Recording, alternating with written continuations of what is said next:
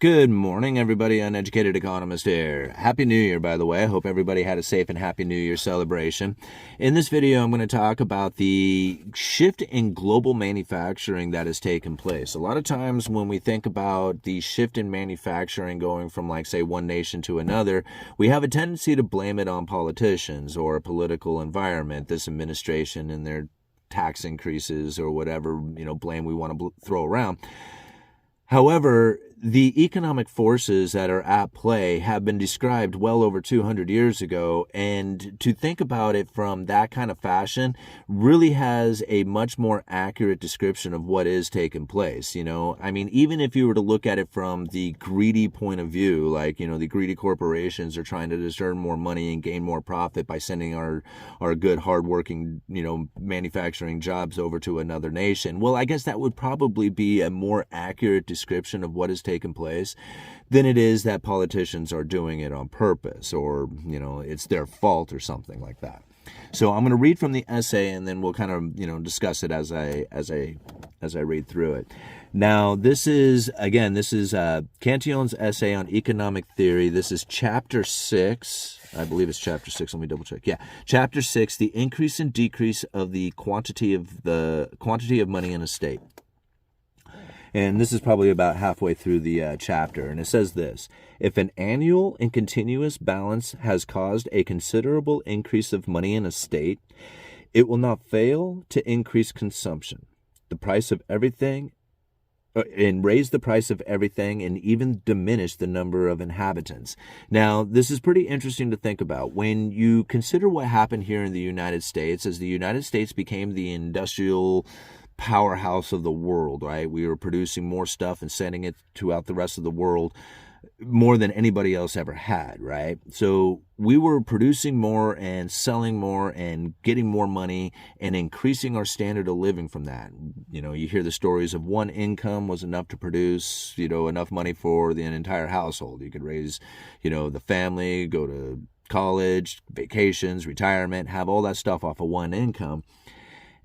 And that was due to the increase of manufacturing that we were doing here in the United States, distributing that stuff to the world. So let me read that again. If an annual and continuous balance has caused a considerable increase in money to the state, it will not fail to increase consumption, right? Higher standard of living, increase consumption. This increase in consumption will raise the price of everything and even diminish the number of inhabitants. Now, that was a little bit hard to understand for me. Why would it lower the number of inhabitants? You think, like, if it increased the standard of living, more people would have kids, and by having more kids, then that would increase the number of inhabitants, not decrease it, right? But it actually works opposite from that. There's two aspects that are happening here. You have, like, the gentrification thing that is happening, where the increase in the standard of living has made it more expensive for people to live there and they have to leave. But then also the increase in standard of living makes it difficult for people to have children, as having children is expensive, and it would lower their standard of living by doing that. So generally what you find is that higher standard of living nations have less birth rate, have a smaller birth rate than poverty-stricken nations. Like, having kids in a poverty-stricken life is not going to lower your lifestyle any. Like, lowering your life would mean death. So, like, you can have as many kids as you want, doesn't make any change to your life. But having kids, if you have a higher standard of living, can actually diminish your standard of living. And that is less likely to occur if in those particular nations. And so that's why he is, able to say that the raising the price of everything and even diminish the number of inhabitants, unless additional products are drawn from abroad, proportionate to the increase in consumption, right? So as the added increase in consumption begins to take place, if the manufacturing base can't keep up with it, what will happen is the added consumption will start raising the prices. Those rising of prices will start increasing the amount of foreign production that comes into that particular region. Moreover, in states that have acquired a considerable abundance of money, it is natural to import many goods from neighboring countries where money is rare and consequently everything is cheap. So think about that. It is natural it's not a political environment. It's not I mean, I guess it is greed because that's human nature. It's natural, right? So it is natural to import many goods from neighboring countries where money is rare and consequently everything is cheap. So think about the United States and China, right? Again, he wrote this 200 years ago, long before any of this stuff took place. However, as money must be exchanged for these products, the balance of trade will become smaller, right? It's the United States, less manufacturing happening here, more happening someplace else. The cheapness of the land and labor of foreign countries where money is rare will naturally cause the building of factories and businesses similar to those of the state, but will not, at first, be as perfect or as highly valued. So if that doesn't describe the United States and China, right? All the manufactured goods here in the United States were prized as being the highest quality and cheap Chinese stuff. But the longer that longer time took place, the more we found that the cheap Chinese goods became better and better, and the manufacturing here in the United States simply left altogether, right? And that's what, essentially occurred here in the United States. And I believe China is going through that right now, going through something very similar to this very thing. Now, you think, like, right now, China was the manufacturing base of the world. Like, they were producing all the world's stuff, right?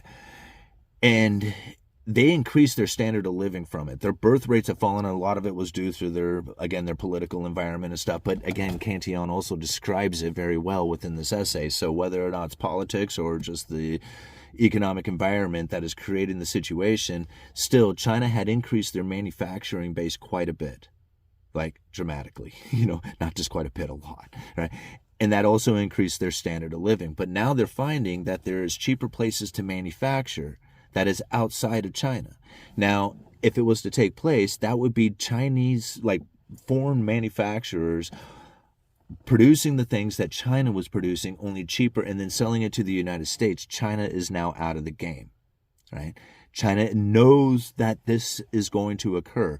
But what are they doing? They are now moving their own manufacturing out of China and moving it to places like Mexico. This is where, like, I'm going to leave a link to this particular article down in the description talking about how they are moving some of their electric vehicle manufacturing, or the thought of it, of moving their electric vehicle manufacturing out of China to Mexico so that they can circumvent the tariffs, the taxes that have been had been put on China for their vehicles going into the United States. So they'll manufacture them in Mexico, Mexican-made cars, and move those into the United States. At least this is kind of the idea behind it. So this is a way that they are trying to prevent the loss of their manufacturing base, which is going to occur because it's a naturally occurring thing, right? I mean, Cantillon describes it as a natural thing twice within this paragraph. And this is what I see kind of happening from it. I'm going to read this other paragraph here, and then we'll, how much time? We're at 8 minutes into it. I'm not going to make this too long, guys. I promise. Okay. When the overabundance of money from the mines has diminished, and you can replace mines with like debt issuance, right? I mean, Cantillon's describing it as a silver mine, but really the results of the debt issuance is somewhat similar to it. I mean, it's not exactly the same, but similar. When the overabundance of money from the mines has diminished the number of inhabitants in the state, and we know why that happens, accustomed those who remain to excessive expenditures. So everybody who's left over once this money has increased, right? The overabundance of money has caused the prices to increase. Everybody gets used to that. They're like, hey, the people who are remaining here, we're now used to this. We've grown accustomed to it. Raise the price of farm products and the wages of labor to high levels, and ruin the manufacturers of the state by the purchase of foreign products by the property owners and the mine workers. That's really important to hear. See, this is why you can't blame it on politicians. It's a naturally occurring thing. It ruined the manufacturers of the state by the purchase of foreign products by property owners and the mine workers. The people who had first access to the money were buying foreign products. It ruined the manufacturers of the state. It wasn't the politicians. I mean, I guess they could have made laws to say, hey, don't buy foreign products and stuff like that, but it wasn't the politicians. So if the politicians just got out of it, right, and did nothing, this would have occurred.